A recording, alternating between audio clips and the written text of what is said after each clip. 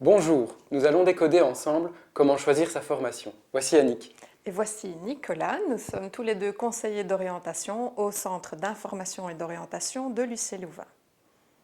Il existe de nombreuses formations accessibles à des adultes qui souhaitent reprendre des études. Et cette vidéo a pour objectif de faire le point sur les éléments importants qui permettent de faire le tri entre toutes ces propositions existantes. Alors, quels sont les points sur lesquels il serait bon d'apporter un éclairage ? Quel type de formation correspond à vos objectifs ? Où trouver les informations pratiques et importantes pour chaque programme ? Quelle approche comparative des différents programmes avoir ? Quelle modalité d'accès privilégiée dans votre situation ? Un titre requis ? Sur base de votre diplôme universitaire ? Une VAE, qui est la valorisation des acquis et de l'expérience ? Une passerelle, sur base de votre diplôme de haute école ? Et enfin, nous aborderons aussi comment devenir enseignant ou formateur.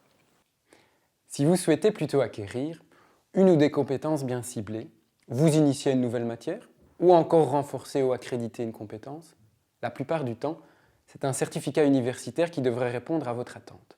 Si ce que vous cherchez est un nouveau titre, un nouveau barème, l'accès à une nouvelle fonction, ou encore l'accès à la recherche et au doctorat, il est plus probable que vous ayez intérêt à regarder du côté de l'offre de master, des agrégations ou des doctorats proposés par l'université. Si vous avez déjà un diplôme d'études supérieures et que vous souhaitez suivre un programme de master universitaire, il est intéressant de vérifier si vous y avez accès via une passerelle. Ce système permet au mieux d'avoir accès directement à la première année du master sans cours complémentaires à ajouter à votre programme ou en ajoutant des cours prérequis nécessaires. Il est possible aussi que l'université vous propose de suivre jusqu'à 60 crédits supplémentaires au programme du master. Ce qui signifie qu'il faut alors envisager une année préalable de formation avant de pouvoir entamer les cours de premier master. Cette année préalable s'appelle aussi module complémentaire. Les programmes et certificats universitaires ou les agrégations et CAPAS sont ouverts à un public précis qui possède un diplôme particulier. Il convient de vérifier dans les conditions d'admission à qui s'adresse le programme et si l'expérience professionnelle est une voie d'accès ou non. C'est le cas pour certains certificats. On peut y avoir accès par VAE. Enfin, le système dit de valorisation des acquis et de l'expérience a été mis en place pour permettre de valoriser des acquis obtenus à travers d'autres formations et ou une expérience professionnelle et personnelle lors d'une demande d'admission. Plusieurs fonctionnements existent. Dans certains cas, une épreuve de sélection est proposée aux candidats qui souhaitent entamer un master universitaire. Cette épreuve vise à vérifier que vous possédez le bagage suffisant pour suivre les cours du Master 1. Dans d'autres cas, il vous faudra remplir un dossier reprenant vos formations et expériences passées et y joindre les documents administratifs liés, attestation d'études et ou d'emploi. Si vous souhaitez accéder à une formation par VAE, vous devez répondre à la question de savoir en quoi votre expérience personnelle ou professionnelle vous a préparé à pouvoir suivre la formation universitaire envisagée. Chaque formation universitaire est décrite de manière très précise sur le site web. Pour constituer son dossier d'admission par VAE, il est très intéressant d'avoir accès aux acquis d'apprentissage, qui sont visés à travers chacun des cours. Ces acquis d'apprentissage sont visibles sur le site web. Cela vous permettra ainsi de pouvoir comparer les acquis que vous estimez avoir engrangés lors de vos expériences professionnelles ou personnelles avec les acquis des cours du module complémentaire ou du bachelier préalable au master. À partir du moment où vous avez trouvé le programme que vous souhaiteriez suivre, il est important de vous mettre en contact avec la personne relais adéquate en faculté. Voici comment trouver ces personnes sur le site web de l'UC Louvain. Dans la rubrique en pratique de chaque programme, il est possible de trouver la personne de contact, qui est, comme son nom l'indique, la personne à contacter pour avancer dans votre dossier d'admission. Comment choisir l'institution où suivre cette formation ? Quels sont les critères qui vont clairement les distinguer l'une de l'autre ?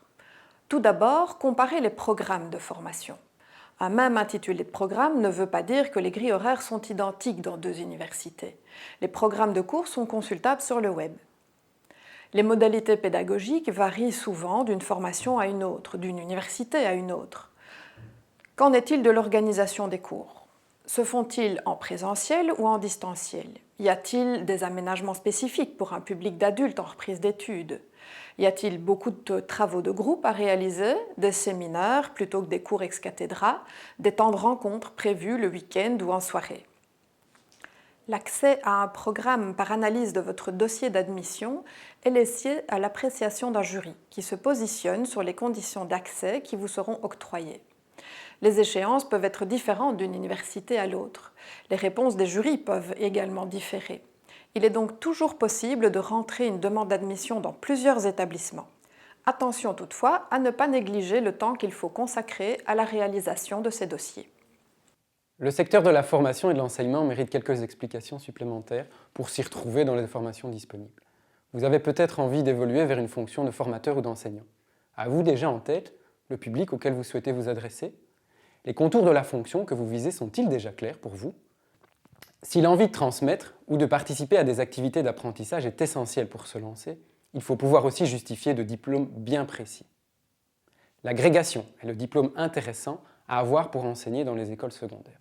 Il peut être possible d'enseigner sans ce titre, mais vous serez alors dans la situation du professeur dont le titre est jugé suffisant et votre barème salarial ne sera pas identique à celui qui a un titre requis pour enseigner les matières concernées. Celui qui a le titre requis est aussi prioritaire à l'engagement. Le CAP, ou certificat d'aptitude pédagogique, est le diplôme pédagogique que peuvent obtenir des diplômés du type cours, bachelier professionnalisant, ou des personnes voulant transmettre une pratique professionnelle, un mécanicien, un comptable. Ce diplôme pédagogique peut s'obtenir auprès des écoles de promotion sociale et permet également d'enseigner dans les écoles secondaires notamment. Il existe un troisième titre pédagogique spécifique, le CAPAS. Celui-ci est utile pour les personnes qui voudraient pouvoir enseigner dans l'enseignement supérieur. Sa particularité est qu'il faut déjà avoir charge de cours pour pouvoir s'y inscrire.